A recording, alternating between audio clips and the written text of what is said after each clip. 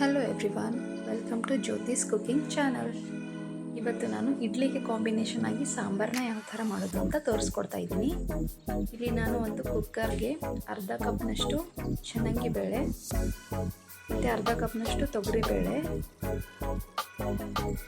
ಒಂದು ದೊಡ್ಡ ಸೈಜು ಈರುಳ್ಳಿನ ಉದ್ದಗೆ ಕಟ್ ಮಾಡಿಕೊಂಡು ಹಾಕ್ಕೊಳ್ತಾ ಇದ್ದೀನಿ. ಮತ್ತು ಒಂದು ಆಲೂಗಡ್ಡೆ ಪೀಲ್ ಮಾಡ್ಕೊಂಡಿರೋದು, ಒಂದು ಕ್ಯಾರೆಟು, ಒಂದು ಸೌತೆಕಾಯಿ ಮತ್ತು ಒಂದು ಬದನೆಕಾಯಿನ ಕಟ್ ಮಾಡ್ಕೊಂಡು ಹಾಕ್ಕೊಳ್ತಾ ಇದ್ದೀನಿ. ಇಲ್ಲಿ 2 ಮೀಡಿಯಮ್ ಸೈಜ್ದು ಟೊಮ್ಯಾಟೋನ ಹಾಕ್ಕೊಳ್ತಾ ಇದ್ದೀನಿ ಮತ್ತು 2 ಹಸಿಮೆಣಸಿನ್ಕಾಯಿ ಮತ್ತು ಒಂದು 4ರಿಂದ 5 ಬೆಳ್ಳುಳ್ಳಿ, ಒಂದು ಅರ್ಧ ಟೀ ಸ್ಪೂನಷ್ಟು ಅರಿಶಿನ, ಅದಕ್ಕೆ 3 ಕಪ್ನಷ್ಟು ನಾನು ನೀರನ್ನ ಹಾಕ್ಕೊಳ್ತಾ ಇದ್ದೀನಿ ಮತ್ತು 1 ಟೇಬಲ್ ಸ್ಪೂನಷ್ಟು ಆಯಿಲು. ಇದೆಲ್ಲವನ್ನು ಹಾಕಿ ಲಿಡ್ನ ಕ್ಲೋಸ್ ಮಾಡಿ 3 ವಿಷಲ್ನ ಕೂಗಿಸ್ಕೊಳ್ತಾ ಇದ್ದೀನಿ. ಇದು ಆಗಿದೆ. ಇದನ್ನು ಚೆನ್ನಾಗಿ ಸ್ಮ್ಯಾಶ್ ಮಾಡ್ಕೊಳ್ತಾ ಇದ್ದೀನಿ.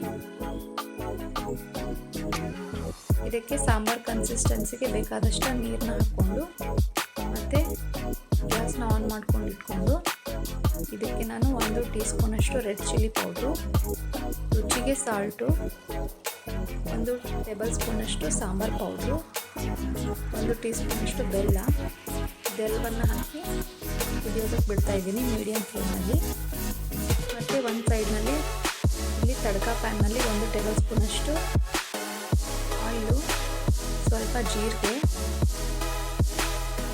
ಸ್ವಲ್ಪ ಸಾಸಿವೆ,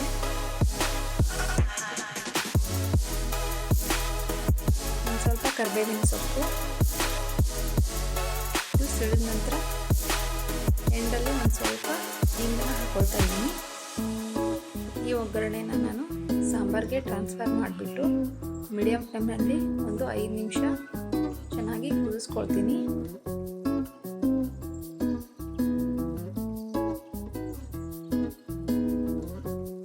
ಚೆನ್ನಾಗಿ ಕುದೀತಾ ಇದೆ. ಈ ಸಾಂಬಾರು ಈಗ ರೆಡಿಯಾಗಿದೆ. ಇಡ್ಲಿ ಜೊತೆಗೆ ತುಂಬ ಒಳ್ಳೆ ಕಾಂಬಿನೇಷನ್ನು. ನೀವು ಒಂದ್ಸಲ ಟ್ರೈ ಮಾಡಿ.